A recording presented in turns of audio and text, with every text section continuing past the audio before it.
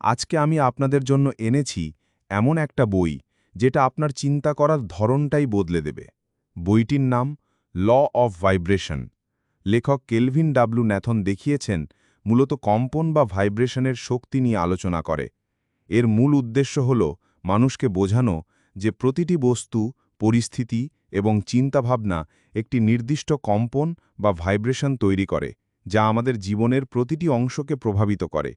এখানে বইটির মূল ধারণা ও বিষয়গুলির বিস্তারিত ব্যাখ্যা দেওয়া হল। ভাইব্রেশন বা কম্পন কি? ভাইব্রেশন বা কম্পন হল একটি মৌমিক শক্তি যা পৃথিবী সহ সমস্ত কিছুর মধ্যে রয়েছে।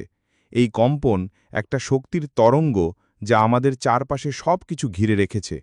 ফিজিক্স অনুযায়ী সমস্ত বস্তু ও শক্তি পরস্পরের সাথে কম্পন করতে থাকে। মানুষের চিন্তা, অনুভূতি, শব্দ, আলো, এমনকি ধাতু ও পদার্থ কম্পন সৃষ্টি করে। এই কম্পনের তরঙ্গ অন্য সব কিছুর ওপর প্রভাব ফেলে। ভাইব্রেশন আমাদের জীবনে কিভাবে প্রভাব ফেলে? মনোভাবের প্রভাব। ইতিবাচক চিন্তা।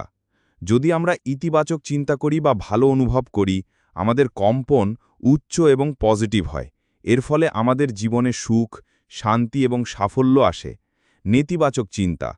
যদি আমরা নেতিবাচক চিন্তা করি বা খারাপ অনুভব করি, আমাদের কম্পন নিম্ন হয়ে যায়।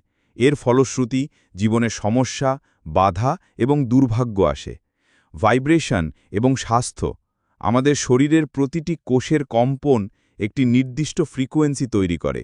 যখন আমাদের মানসিক অবস্থা ভালো থাকে, তখন শরীরের ভাইব্রেশনও ঠিক থাকে।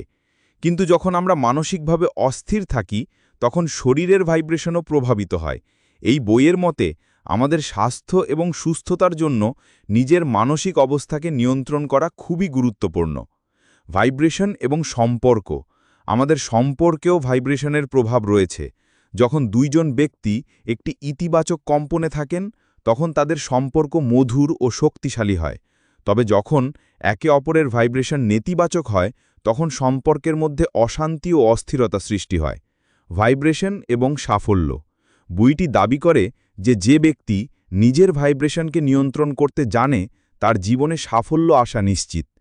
সাফল্য অর্জন করতে হলে আমাদের চিন্তা, অনুভূতি এবং বিশ্বাস সঠিকভাবে এবং ইতিবাচক হতে হবে। আমাদের মন এবং আত্মবিশ্বাসের শক্তি ব্যবহার করতে হবে। বিশ্বাসের শক্তি এতই শক্তিশালী যে এটি বাস্তবতাকে পরিবর্তন করতে পারে। ধনসম্পত্তি। আমাদের অর্থনৈতিক অবস্থাও ভাইব্রেশনের ওপর নির্ভর করে। যখন আমরা ইতিবাচক ভাইব্রেশন তৈরি করি, তখন ভালো অর্থনৈতিক সুযোগ আসতে থাকে। ভাইব্রেশন শিখতে এবং নিয়ন্ত্রণ করতে কিভাবে সাহায্য করবে? বইটি নানা কৌশল ও পদ্ধতি প্রদান করে, যার মাধ্যমে আমরা নিজের ভাইব্রেশন নিয়ন্ত্রণ করতে পারি। ধ্যান বা মেডিটেশন। ধ্যান করার মাধ্যমে আমরা নিজের মন এবং কম্পনকে শান্ত করতে পারি, যা আমাদের জীবনের ভালো পরিবর্তন আনতে সাহায্য করবে। ইতিবাচক ভাবনা। আমাদের চিন্তাধারা যদি ইতিবাচক হয়, তাহলে আমাদের চারপাশের পরিবেশও ইতিবাচক হয়ে ওঠে। সুতরাং ইতিবাচক ভাবনা ও কৃতজ্ঞতার চর্চা করা উচিত। আত্মবিশ্বাস এবং দৃঢ়তা। নিজের শক্তির প্রতি বিশ্বাস রাখলে আমরা সাফল্য অর্জনে সক্ষম হব। বইটির মূল বার্তা। সৃষ্টিকারী শক্তি। আমাদের চিন্তা, অনুভূতি এবং আচরণ সব কিছু আমাদের জীবনের কম্পন তৈরি করে। তাই আমাদের নিজের শক্তির প্রতি সচেতন থাকতে হবে এবং চেষ্টা করতে হবে যেন আমাদের ভাইব্রেশন উচ্চ হয়। বিশ্বাস এবং কল্পনা।